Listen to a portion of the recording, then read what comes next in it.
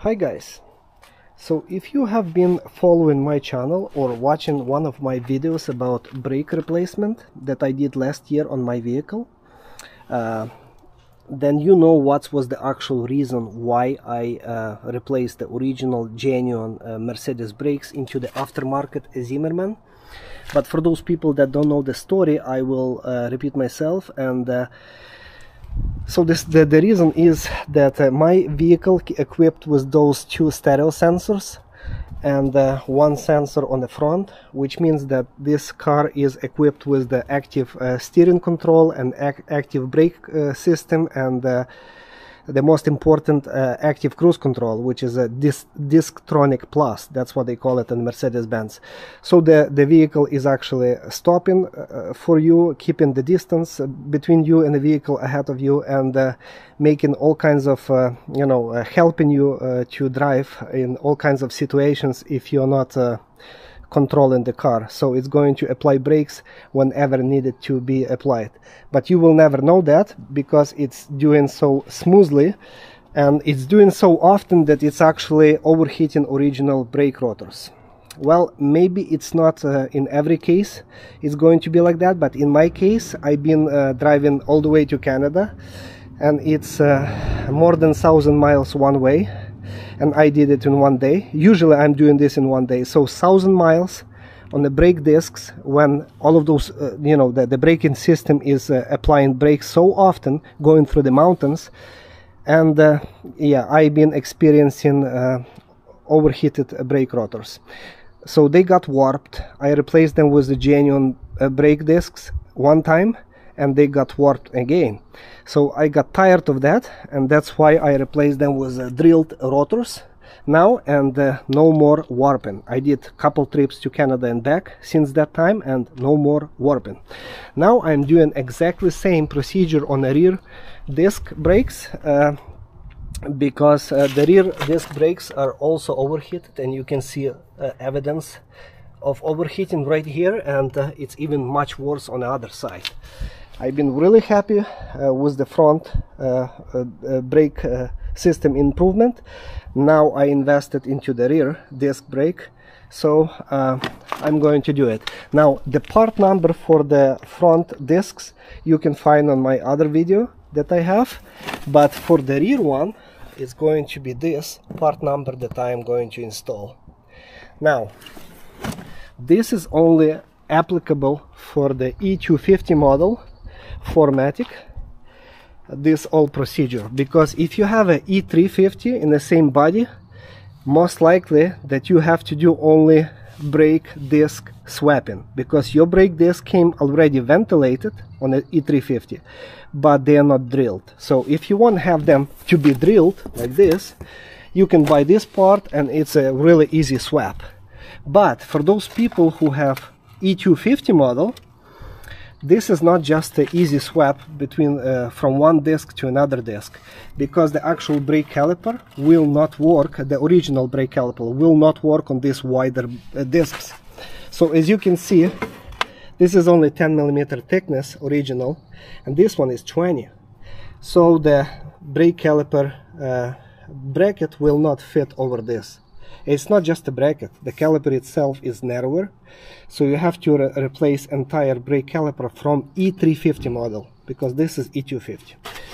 Now the brakes are installed from the factory like this, and they go according to the size of the engine. Mine is only 2.2 liter, and they been installing pretty thin brake discs with the smaller calipers. But the E350 came already, most of the E350 came already with the wider discs like this. Maybe not drilled like this one, but it will be wider already. So you have a proper caliper in your case, but in my case I had to order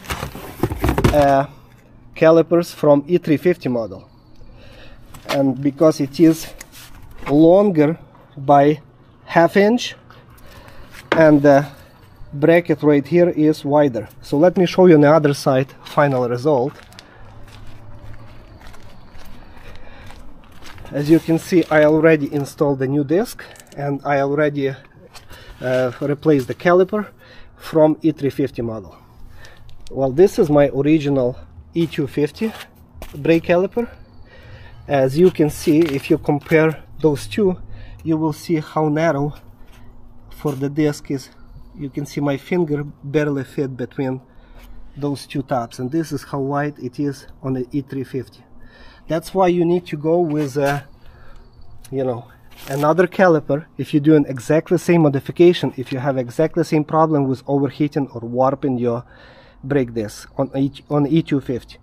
But again, if you have E350, you already have a wider calipers, you can just measure it if you want to, or go by the number, because they go by the number. As you can see, it says 611 right here, and it's gonna say 91 right here, and my original is 89 right here, and bracket size is 618 right here. So this is what you need, and if you have this one, you are good to go. You can measure it that your 20mm brake rotor will fit here. You are good. Okay, so if you're planning to do the same swapping, same modification from E250 to E350 brake system, stay tuned, and I will show how to do it step by step on the other side. So next you're going to use a Torx T30 to loosen this screw right here. Just make it loose. It's supposed to go freely. It's not that tight. Next you're going to remove this bracket. Be careful, it can spring on you, so I'm usually doing this with my one hand. As you can see, I'm holding camera and removing with my one hand. The next step, I'm going to remove two bolts. It's that holding the entire brake caliper. It's a 18mm wrench that you need, and I'm using an offset to break it, one on the top and one on the bottom. So two bolts. After you loosen those bolts, you can, because you will need to pinch this hose, you will be loosening this hose. In my case, because I am replacing the caliper. If you're not replacing caliper, you can ignore this procedure, but I'm going to pinch this hose and get it loose with a wrench. It's going to be easy to make it loose when just one second. Yeah, it's going to be easy to get it loose once it's still the caliper is still attached. Okay. Now, as you can see, I already disconnected my brake line, and I even put little container in case it's going to drip down. And in my case, I will be loosening those two hoses at this connection point, because the new caliper that I'm going to install, it will not be on the same position, and the cable might be kinked like this, or bent in some position. So I'm going to loosen this connection later on, because I'm going to put my brake line in the best position, so it's going to be free like this instead of like this, or touching any other components. So the goal is to keep the brake line loose like this. Now I'm going to pinch my brake line again, because it started to drip, which is normal, because it's still going to drip later on. Now I remove my brake rotor, as I'm not sure if you can see on the camera, but there is more evidences of overheated brake disc. Stay tuned. Now, when it comes to installing the brake rotor, you will have the same screw, unless you have a new one, but this one is perfect. I'm still going to reuse it. I'm going to apply 1 drop of a Loctite thread locker, blue one, and the same when you will be installing back your brake calipers. You need that thread locker. Not much, just a 1 drop, and this is all enough. Just make it tight by hand, nothing crazy. and because the actual wheel is going to hold this brake disc to the hub anyway, so this screw is just holding it right now, so that your brake rotor will not come out during the wheel installation. So nothing crazy about this torquing this little screw. Now, my pre-owned brake caliper that I purchased from eBay for $70 a pair from E250 model came already with the brake pads, but I'm not going to install them, even though they looks like brand new. Literally, I'm going to go with the ceramic brake pads, same as I have on the front of the vehicle. Plus, I am going to replace those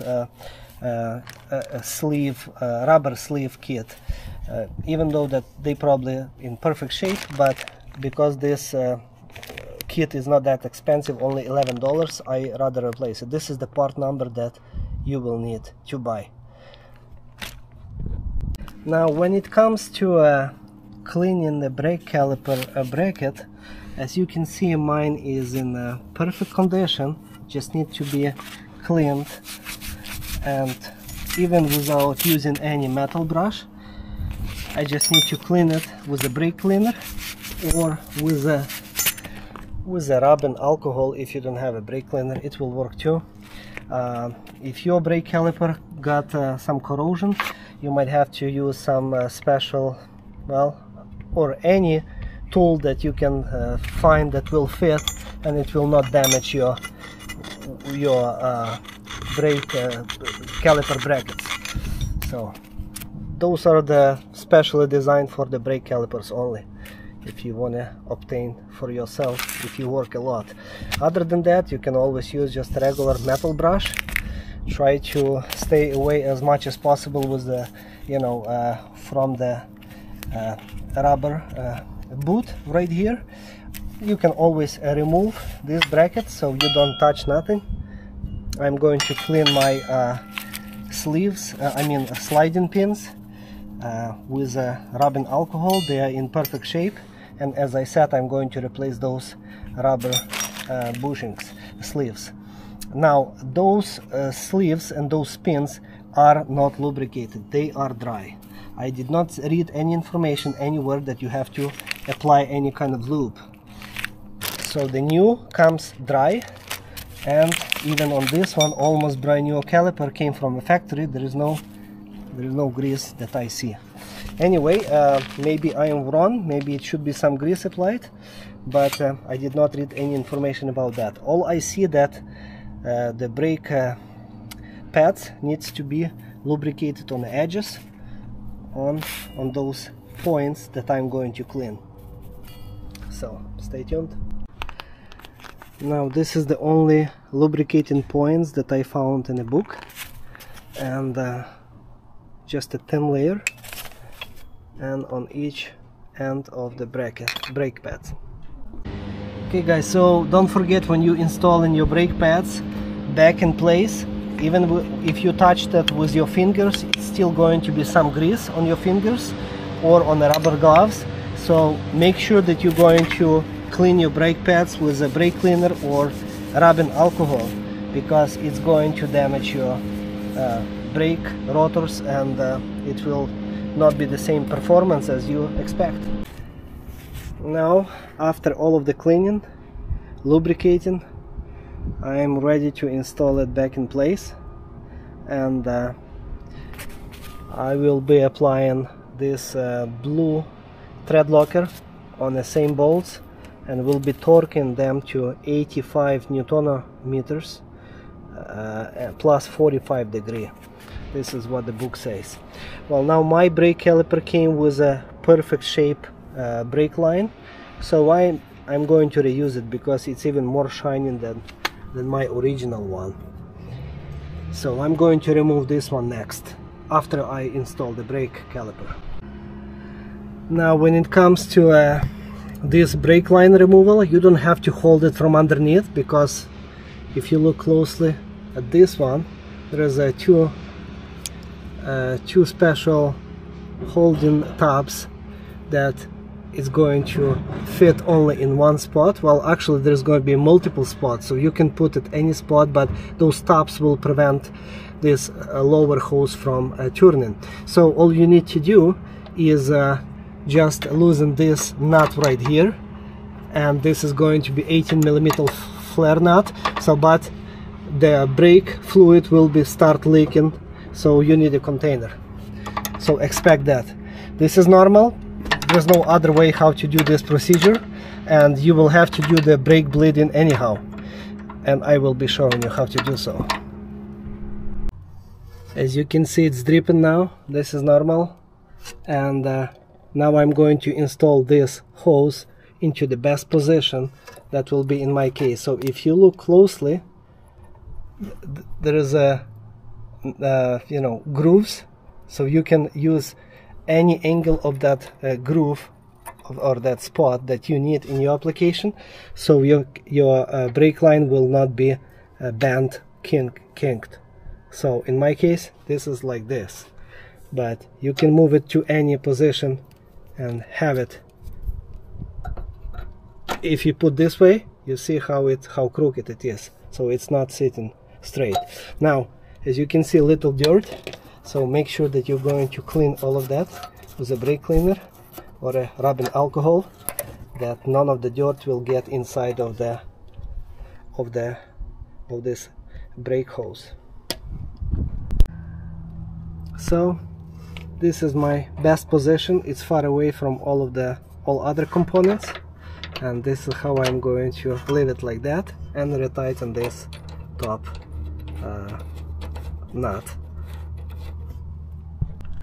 Now after I reinstall that, make sure that you don't over tighten it. This is how it's supposed to sit. Make sure there is no leakage, and that your hose is not touching any components. Now the next step is bleeding your system. Now many people think that if you have electronic brake system involved, then you have to go to the dealer, but no, it's the same procedure as any other brake bleeding system. This is the brake bleeder that I purchased, made in US, really good quality. I used it for many years. It came with the plastic cap, a European adapter, that good for European vehicles, but I ordered separately adapter, which is a TA18 AST brand, made in US, billet aluminum, and I did all of the fitting myself, including the valve, shut-off valve, because I like to control it. It never came with any shut-off valve. So I'm going to use a genuine Mercedes-Benz fluid, DOT Plus, and add it inside of this container, pump it until I see 15 psi in the system, and then go on the rear right side wheel to bleed it first. Now I have 15 psi, I pumped it. Now I open the valve. The brake fluid is going inside of the system. I am looking at the needle. If it's not moving any lower than 14 psi in my case, and that means that there is no leaks. The system is tight everywhere, including the cap and at every connection. And now I'm going to go in the back and do the bleeding. So I'm starting with removing this rubber cap, and then I will need the 11mm flare nut wrench and a little container with a rubber fitting like this, if you can find. If not, you can just attach hose directly into the fitting. Okay, now I'm looking if it's bleeding, if the pressure is pushing this fluid out together with a air bubble to prevent any airlocks. So it only applies for people who is replacing brake calipers from E250 to E350, or if you're replacing brake fluid, which is you have to do it every couple of years, 3-4 years I guess, because the brake fluid accumulates moisture, and You don't want to have any moisture and corrosion in your brake lines, otherwise it's going to be big problem for you. It's very costly to replace any of the corroded brake lines or brake calipers, pistons, rebuilding it. It's not even worth it to rebuild it those days. Probably cheaper to buy it. Anyway, I'm going to do this draining on each wheel. Now I'm going to retighten it. This is enough in my case, and this is how much fluid came out, and I'm going to do it on each wheel individually, including front ones later on. Some people say that you don't have to, just making sure that it's tight. Some people say that you don't have to do it on the front if you never touch the front wheels, but just in case, I'm going to do it anyway. I guess I don't have to show you how to do it on this side any longer, because it's exactly the same procedure. That would be my next wheel from this side, and when I move into the front, my passenger side would be my next wheel, and then the very last wheel I'll be doing the driver's side wheel. Now my pressure dropped from 14 to 13, which is okay. And if there is not enough pressure, always maintain between 10 and 15. Just pump it, and the pressure will go up to the desirable numbers. Don't go over 15, because it's going to be too much for the system, and you might even crack, break master cylinder. Any kind of seals can blow out, and you don't want to do that. So 15 would be your maximum, and 10 would be your minimum that you want to do when you bleed in the system. Well, this is it, guys. I'm basically done. I'm not going to waste your time to showing how I'm doing this on each wheel, and that's the procedure. That's how I swapped from E250 to E350. Now I have a ventilated brake discs. They are balanced, as you can see. Even though that when I've been purchasing those original genuine discs, I've been getting them from Mercedes-Benz dealer, but I don't see any signs of balancing anywhere. And more important than that, there is a Mercedes-Benz logo, and even Brembo, maybe you can say, I hope, Brembo logo, which is a Brembo supplier for the Mercedes-Benz, and there is a Mercedes-Benz logo, as you can see. So this is genuine, but literally zero information where it was manufactured. So most likely it was China. And you see this spot right here, it's overheated. If you look on the other side, you can see it was overheated. So the quality is not the best, but I hope this one is gonna last me for another 10 years. Those brake discs are made in Germany, as you can see, and I've been happy with the front one. So I wish you the best, and if you're doing the same modification, be careful, follow the video, and you should not make any mistakes. God bless America, God bless Canada, and God bless Ukraine. Bye.